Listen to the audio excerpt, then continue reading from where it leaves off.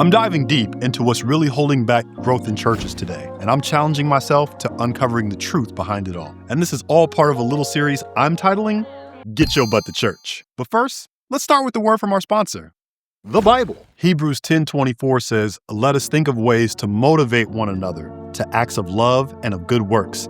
And let us not neglect our meeting together as some people do, but encourage one another, especially now that the day of his return is drawing near."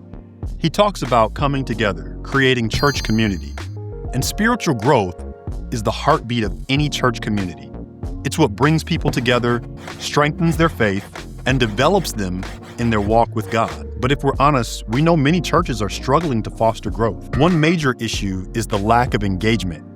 Many churchgoers are just going through the motions, attending services without really connecting with the community or ever deepening their faith. They remain shallow Christians. Outdated practices are also another hurdle. Traditions that once brought people together can sometimes feel stale or irrelevant to newer generations. And then there's the cultural disconnection. Churches often struggle to speak to or understand the needs of their surrounding communities. And when you have these type of problems, they can manifest in a congregation in some pretty specific ways. You might see declining attendance or a lack of volunteers. In general, there may just be a feeling of disconnection among members. Sometimes it's the little things that give away a church's struggles. Empty pews, silent small groups, or a lack of excitement around community events.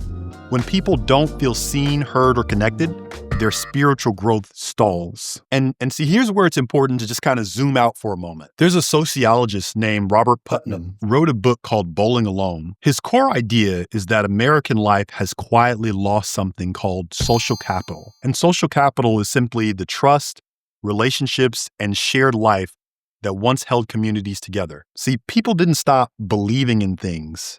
They stopped participating in them together. What Putnam observed in culture shows up in the church too. People still believe.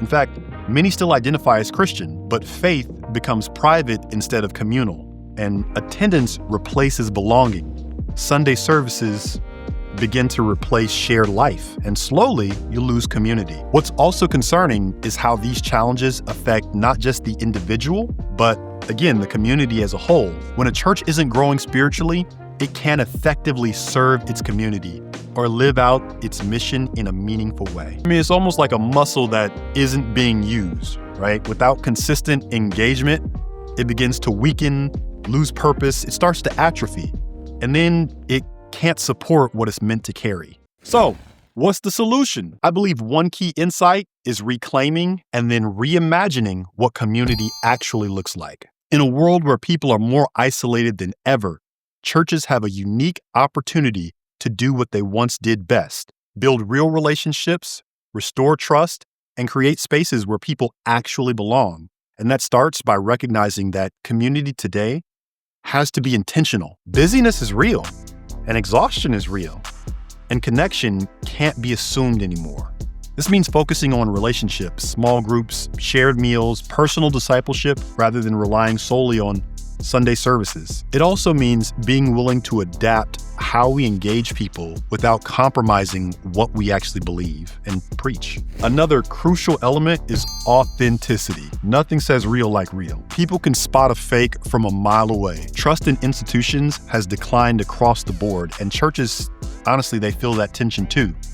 So when leaders or members genuinely live out their faith in everyday life, it rebuilds that trust, right? It begins to restore it. It shows that faith isn't just something that you attend, but it's something you practice together on a daily basis. The takeaway here is that spiritual growth in churches requires self-examination, honesty, and a willingness to invest relationally, because that's important too. It requires creating spaces where people can truly connect with God and with one another.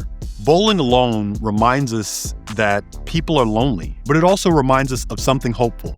Shared life can be rebuilt. And when the church is spiritually healthy and relationally strong, it doesn't just grow internally, it blesses the entire neighborhood. So I'm curious to know, what do you think are some of the biggest hurdles to spiritual growth in today's churches? Just share your thoughts in the comments below. and I'll respond to as many as I can. Probably like 2 because I have no followers. Anyway, if you want to go deeper on this topic of church growth, then check out our next video on how to feed the needs of your small group. And I'll see you soon.